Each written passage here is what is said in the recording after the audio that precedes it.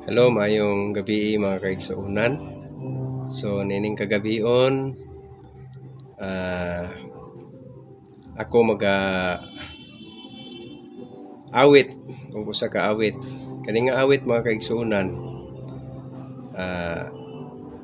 sarili nga komposisyon nining inyong ubos nga igsuon. So, ayaw lang ninyong paminawa akong busis, paminawa ninyo ang mensahe sa awit. Kaya may panultihon mga kaigsuunan nga ang Ginoo adunay gihatag nga mga talento sa matag usa kanato, o adunay talento sa pagsayaw, adunay usay talento sa pag-awit. Ug duna kay talento sa pag-awit mga kaigsuunan, i-encourage kita nining kagabion nga gamiton nimo alang sa pagdaig sa Ginoo. Mga kaigsuunan, kining maong awit ako kining giuluhan og ayaw kabalaka. Igsuon ayaw kabalaka. So paminawa ninyo mga kaigsuunan kining maong awit.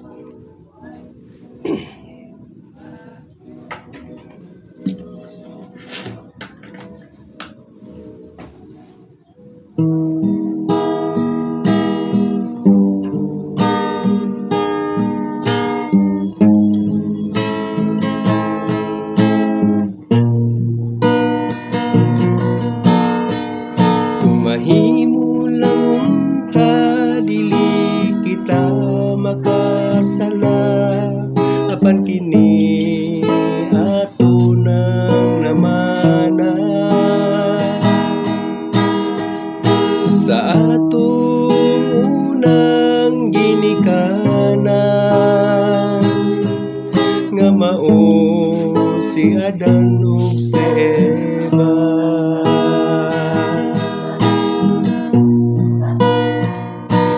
Jesus gipadala sa iyang amahan dinhi sa kalibutan, aron sa pagluwas kanimo kanako, busa alagad na igsoon ko. Sa igsoon ayaw kabalaka, kaya niya nang manluluwas ta. Si Jesus andam sa pagpasaylo sa atong mga kasalanan.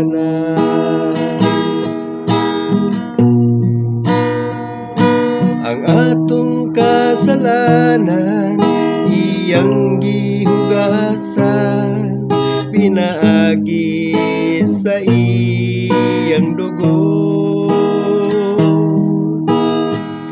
Siya gidughang ug nasamaran aron ang salata matabunan. Sa igsoon ayaw kabalaka, kaya niya nang manluluwas ta.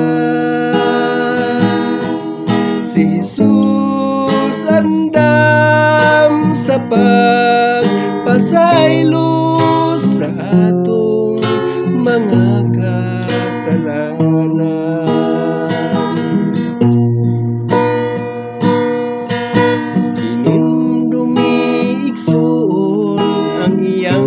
Kamatayon aron sa pagtubos kanimo,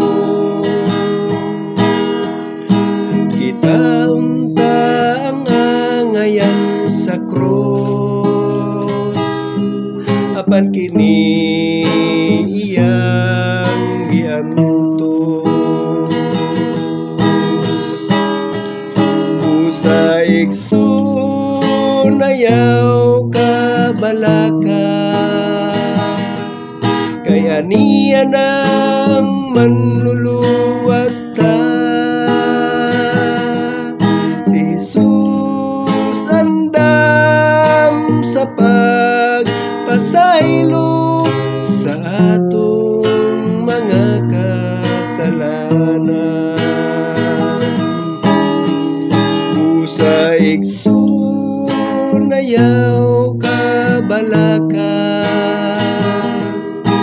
kaniya ng manluluwas ta. Si Jesus andam sa pagpasaylo sa atong mga kasalanan,